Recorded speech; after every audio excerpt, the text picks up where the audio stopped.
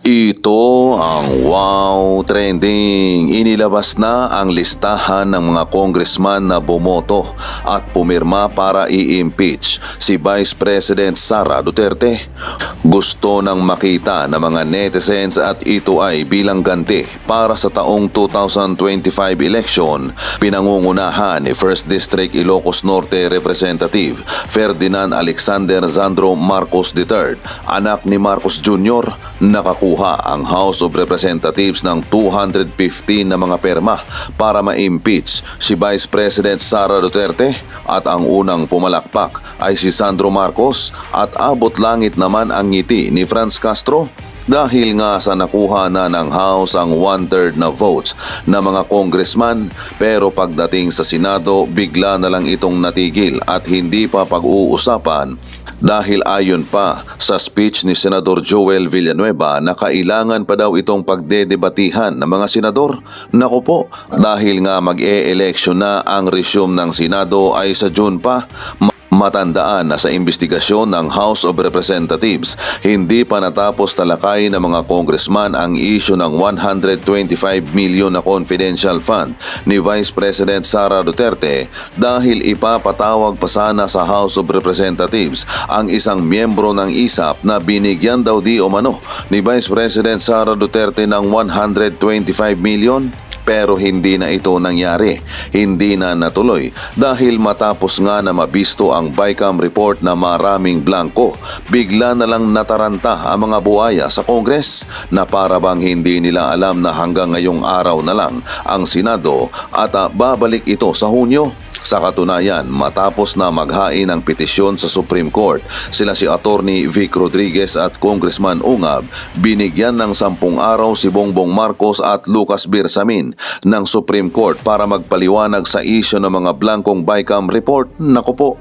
At ang komento ng mga netizen na dinala nila ang senaryo sa impeachment para mabura ang BICAM report issue. Hindi nyo kasi kaya si Inday. May patotoo na walang nilustay na pera at binulsa. Lahat binigay sa mga family urban areas, DepEd. From COA report, malinis ang OBP, malinis ang BP. Sa panahong 6 na taon na presidente si Digong, walang kita ang mga yan. Di nakabawi sa gastos nila sa eleksyon, kaya gagawa ng paraan ng mga yan para di maging presidente si Inday kasi ibinuko sila ni Inday ang kita nila sa budget insertion, kaya nga nag-resign si Inday sa DepEd kasi di kinaya ni Inday ang korupsyon. Ganti ni Sandro Marcos yan kasi binisto ni former President Rodrigo Roa Duterte yung tungkol sa BICAM. Dami kaagad na nakuhang pirma. Siyempre, malaking pera ang involved dyan. Ang problema, nauubos na ang pondo ng gobyerno sa kakalagay at hindi sa proyekto. Grabe, napansin ko talaga na halos lahat ng pumirma ay pangit ang sulat kamay nila. Di na talaga kailangang magtaka kung bakit sila pumirma. Kitang-kita talaga na parang ayaw nilang mabasa ang mga pangalan nila. Bakit ganon? 200 lang sila mahigit na pumirma sa impeachment kay Vice President Sara Duterte, samantalang 32 million yung bumoto kay BP.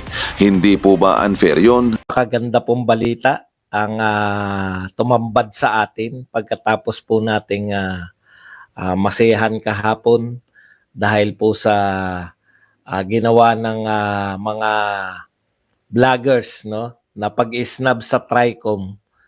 Ito na naman po, sa biglang tingin parang masama po to, no? Pero tuwan-tuwa po tayo. At least sa wakas, magkakaroon na po ng pagkakataon si BP Sara na maipagtanggol ang kanyang sarili, no? Makapagsalita, makapagpahayag sa proper forum. Na-impeach na po siya sa lower house. Bakit po mas masaya ako? Siyempre, makikita na po natin yung side ni BP Sara.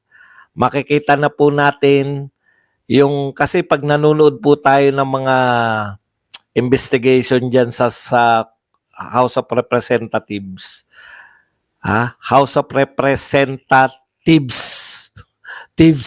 no? Mga magna dyan. Kitang-kita po natin, ang gigigil tayo, no? Yung kawalan po ng respeto sa Vice President, no? Yung talagang pagmamalabis nila sa kanilang impeachment power. Ngayon po, wala po silang impeachment power. Pupunta po sila dyan, lahat po ng ilalatag nilang ebidensya pwedeng questionin. No? Pupunta sila sa Senado, pwedeng ma-question ng mga abogado ni BP Sara sa pangunguna ni Pangulong Duterte. Malapit. Natutuwa ako kasi hindi na po magiging one-sided, no? One-sided yung magiging labanan, no? Talagang kahit po sabihin natin na hindi fair yung kung ano man mga senador composition yan, wala po tayong magagawa. Wala silang magagawa kundi masaksihan ng tao kung sila ba ay bias o hindi. Ikalawa, masasaksihan ng tao kung ano yung mga isinampa kay BP Sara at kung anong ebidensya meron tong mga taga-HOR. Pinangunahan po ng presidential son ang pagpirma, no? Siya po yung kauna-unahan. Ano po ibig sabihin niyan? Wala na pong paglilihim sa pamilyang Marcos. At saka yung doble kara po nila. No? Yung doble kara na iba yung sinasabi ng ama, iba naman yung ginagawa ng yung totoong ginagawa ng pinsan, ginagawa ng anak, ginagawa ng asawa, no? Sa sinasabi, masarap pakinggan yung sinasabi. Ayaw niya na impeachment, pero ang anak at pinsan na nangunguna sa impeachment. Ano po ibig sabihin yan? Ito pong pamilya na to talaga, wala po. Ang Duterte po, pag nagsalita, yun na yun. Meron pong, ano tawag doon? Meron mas paniniwalaan mo. Ito talaga, sasabihin ng ama, hindi dapat ma-impeach si BP Sara dahil ano, pero iba yung ginagawa ng pinsan, iba yung ginagawa ng anak. At least, kulang po kayo. At least, nakita na natin, no, na ganyan talaga yung pamilya nila. Iba yung sasabihin ng head of the family, kung siya po talaga yung head of the family, palabra de honor. Maraming salamat. Word of honor, palabra de honor, wala talaga. Wala talaga sila nun. Pwede ka magsalita, pero iba yung gagawin mo. Pwede ka magsalita, yung typical na politiko, na sasabihin sa iyo pag nakaharap ka, sasabihin ng harapan, pero iba yung kanilang gagawin. Yan po mga pag-uusapan natin, pero bago yan, kung bago ka, intro pa lang, intro pa lang, ano po ang mangyayari? Huwag po nating ibigay sa mga politiko, no? Ibigay po natin sa ating kamay kung ano po ang mangyayari sa Pilipinas. Yan po mga pag-uusapan natin, pero bago yan, kung bago ka pa lang dito sa ating channel, mag-subscribe ka na. Pindutan mo na rin yung dapat mong pindutin dahil ito lang ang tayong channel na may kinikilingan, may pinapanigan. Una sa balita, uli sa impormasyon, kaya ano pang hinihintay nyo? Pindot na, okay. Ito po, no? Yung mga pangyayari po muna. May dalawa pong pangyayari na naganap kahapon, no? Na sa tingin ko malakas po ang impact nito sa Pilipinas, no? Kahapon binabasa ko po yung nangyari sa Supreme Court. Oral argument po ng unang isinampa. Grabe po, no? Butatam-butata po sila. Alam niyo po sa Supreme Court, wala po yan tokis-tokis. May provision yung batas, lahat ng kilos mo dapat naaayon sa batas. Butatam-butata po sila. Dito po sa may PhilHealth, no? Sa PhilHealth, yung nangyari po muna ay tatlo pa lang mahalagang pangyayari yung nangyari kahapon. Yung sa PhilHealth po, na ay dalawa lang pala ngayon pala. Pasensya na kayo, nalito ko kasi kagigising ko lang. Akala ko kahapon na yung nangyari kanina. Okay, una po, paliwanag lang po natin yung sa PhilHealth. Sa oral argument po, ubos po ang PhilHealth, yung mga tagapagtanggol po ng paglilipat ng pondo dahil wala po, dalawa po yung parang lumalabas na pagkakamali po ng PhilHealth. Una, prioritize nila yung investment kaysa pagpa-prioritize sa mga tao, no? Malinaw po 'yan. Dapat kung maraming pondo, tinataasan mo yung benepisyo ng membro or binababaan mo yung hulog, no? Okay, ikalawa, sinasabi yung pagkukwenta ng excess fund. Totoo bang may excess fund? Ang COA po ang nagsasabi na ilang taon na po ang PhilHealth po ay bankrupt. Hindi bankrupt, anong tawag doon? Kulang yung ano ba yung, teka lang nakalimutan ko yung term ng dapat kasi yung termino ng COA ang maganda eh. Basta ang point ko, yung COA po, sa ilang panahon pong hindi po nila sinusunod yung COA. Ayon po sa kwenta ng COA, no? Kapos ang hawak na budget, hindi totoo na may excess fund. Sa madaling salita, mali na i-transfer nyo yan kasi ayon sa COA, kinakailangan yung may reserve fund talaga. Kulang pa yung reserve fund, tapos pinamigay nyo pa, tapos hindi pa binigyan ng national government yung PhilHealth, yari talaga. Mayayari po talaga. Mauubos po yung pera ng PhilHealth. Okay. So isa po yan sa mga usapin. At malapit na rin pong isa lang, yung pong usapin nitong sa JA mismo. Yung budget mismo ng JA na blanco, may nag-fill up, malaking usapin po rin yan. Kasi po, pag dineklara po ng Supreme Court na ang constitutional yan, yung pong kanilang akap, no? Sa bagay, kung may akap nung nakaraan, may utang pa. May utang pa yung PhilHealth. Ibig sabihin, sa ganito pong mga kalalaking usapin, no? Talagang ang Pilipinas po, palubog po talaga dito sa gobyernong ito. Supreme Court na po nagsasabi na mali yung, hindi pa po nila sinasabing mali. Pero mula po dun sa oral argument, hindi po nila kayang ipaliwanag paanong sinasabi ng COA na kulang pa yung pondo ng PhilHealth para sa reserve fund at namigay pa kayo. Okay? Ikalawa. Yung TRICOM. Paano po tinitignan ng mga tao yung hindi pag-attend, no? Siguro sa ibang panahon, shocking po yun, no? Bakit hindi kayo attend? Bakit ano to ng Kongreso?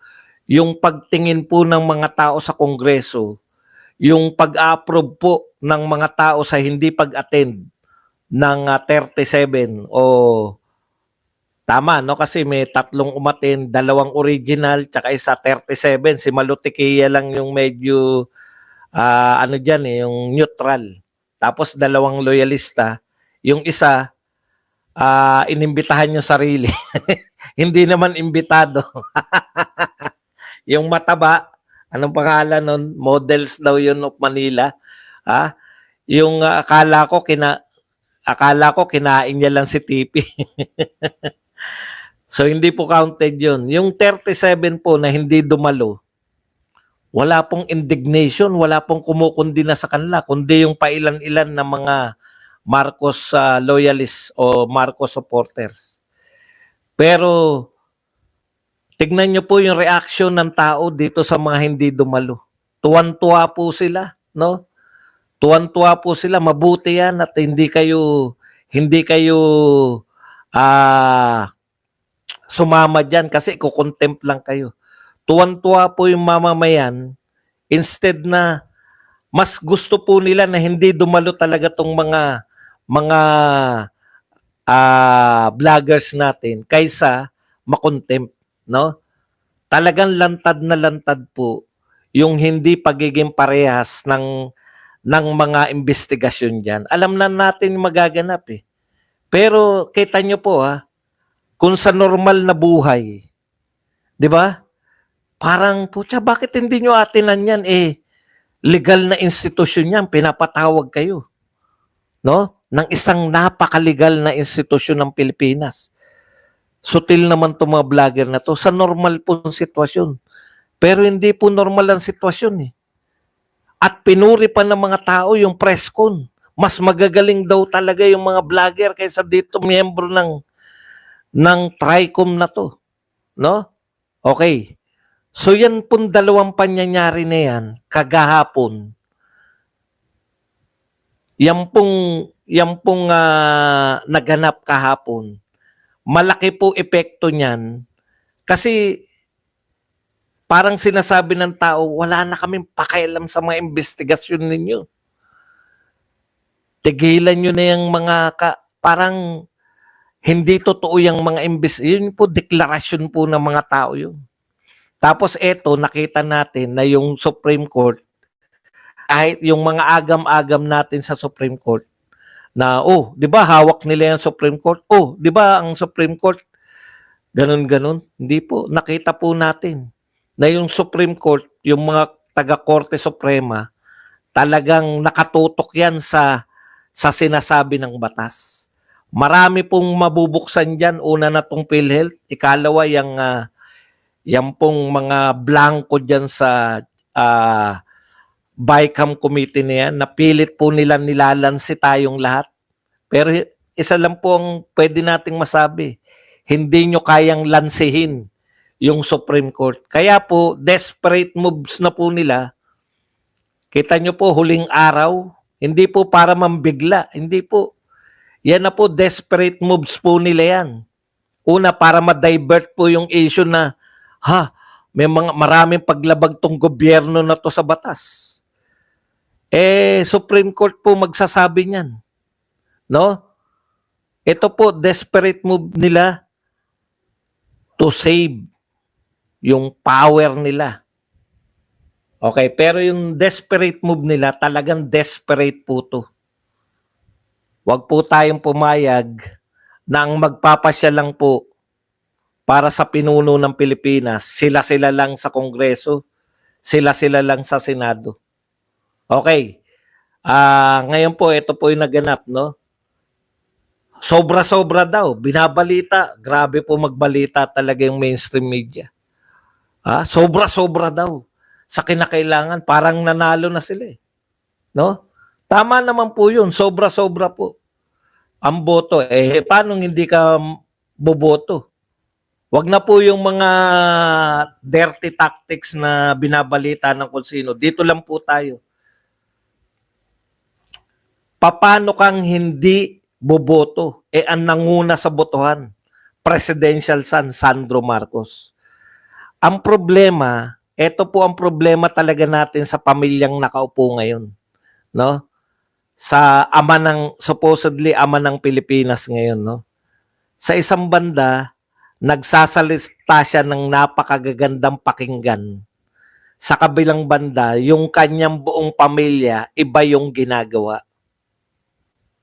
Makinig kayo sa akin dahil magandang aking sinasabi, pero etong mga galamay ko, iba yung gagawin. Ano ang sinabi ng ama?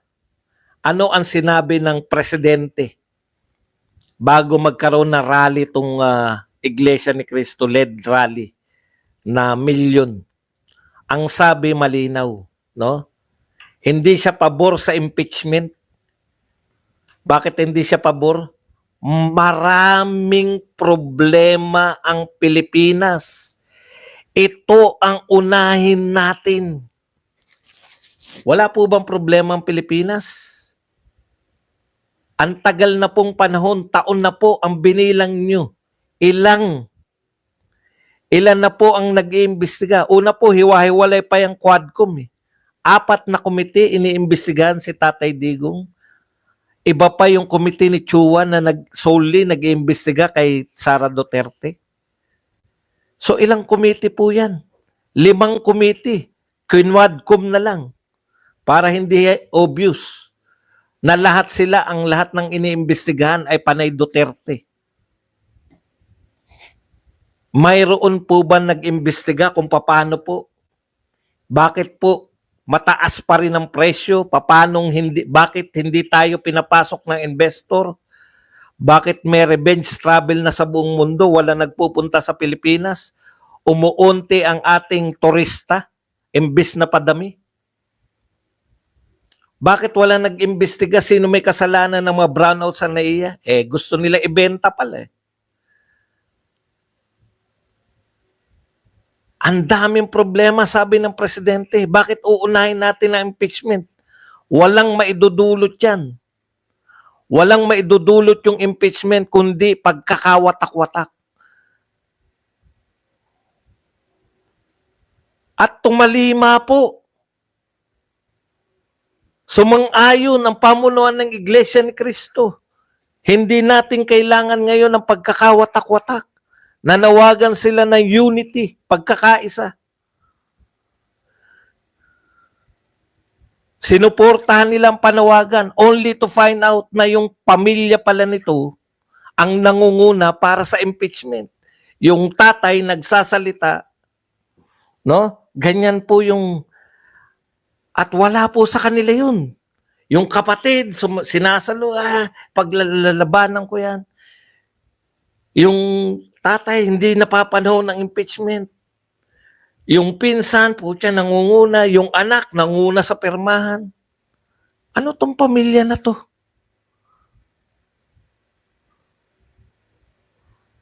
Hindi po yun yung masakit eh. Kung ako, hindi ko po, wala po akong, balak. Ang sinasabi ko po, kung ako, malinaw po to, hindi nyo po kayang impluensya ng Iglesia ni Cristo. Pero kung ako po, ang nasa pamunuan ngayon ng Iglesia, po tumalima kami sa panawagan mo. Huwag tayong mag-impeachment dahil ang impeachment magkakawatak-watak sa Pilipino.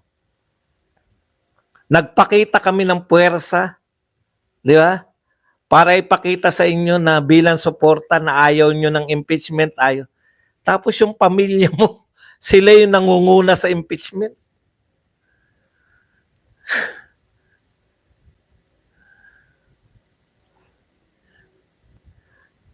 Talagang, hindi ko maintindihan, kung ako yun, hindi naman ako ang pamunuan ng iglesia. Yun lang, parang, binobola lang ba tayo ng mga namumuno sa atin? Yung salita nila ay iba sa ginagawa. Huwag nyo sabihin walang basbas ng Pangulo yung ginagawa ng pinsan at saka yung anak. Okay, marami nagtatanong po sa impeachment. Impeach po ang tawag doon. Impeach po ang tawag pag bumoto na po itong mga congressman. No? At dadali na po yan sa Senado. Ang tawag naman po sa Senado, impeachment trial. Trial na po, hindi na po impeachment. Na-impeach na po, impeachment trial na po rito. Pag sinabi pong guilty, tatanggalin na sa pagiging vice president.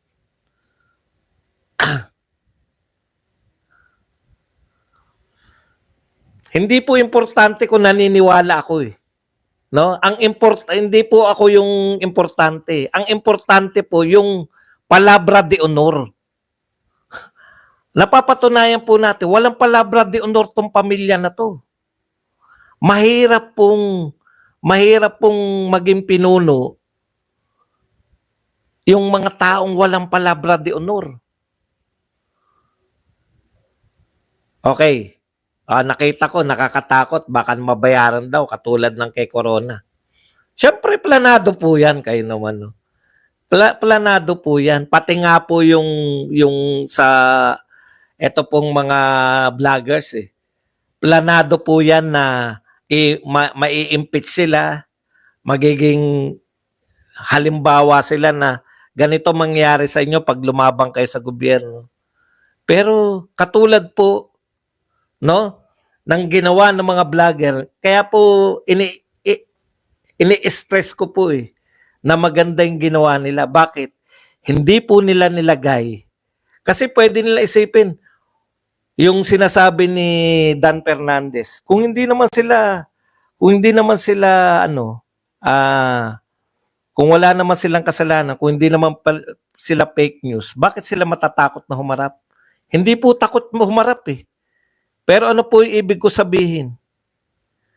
Inilagay lang nila sa sarili nilang kamay, kung anong kahinatnan nila. Kaysa pumunta sila ron sa Kongreso na binibigay nila sa congressman yung kanilang yung mangyayari sa kanila. Alam niyo yun? Yung magandang halimbawa yung ginawa ng mga vloggers kasi sila yung nagpasya. Kung gusto ba nilang makulong sa panahon na nagkakaroon ng eleksyon, habang nagkakampanyahan, kung gusto ba nilang makulong, hindi pala. Kung yung kalayaan ba nila, eto mas maganda, hindi nila binigay sa mga congressman kung anong kahinatnan ng kanilang kalayaan. Sila mismo nagpasya. Gusto kong maging malaya ngayong habang may eleksyon. Gusto kong maging malaya ngayong habang nakasalang yung impeachment ni BP Sara. Yun po yung ibig ko sabihin. Hindi po nila binigay yung kanilang faith sa ibang tao. Sila mismo yung nagpasya. Gusto kong nasa laya ako. Kaya dumiretso kami ng Supreme Court. Ngayon, usapin naman po sa ating mga tao. Yan, nabasa ko. Nakakatakot, Boss Buds. Baka mabayaran din.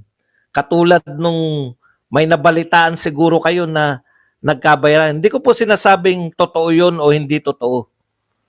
Nabalitaan natin pare-pareho yan. Nakakatakot talaga. Pero ang question, bakit natin ibibigay sa mga senador yung pagpapasya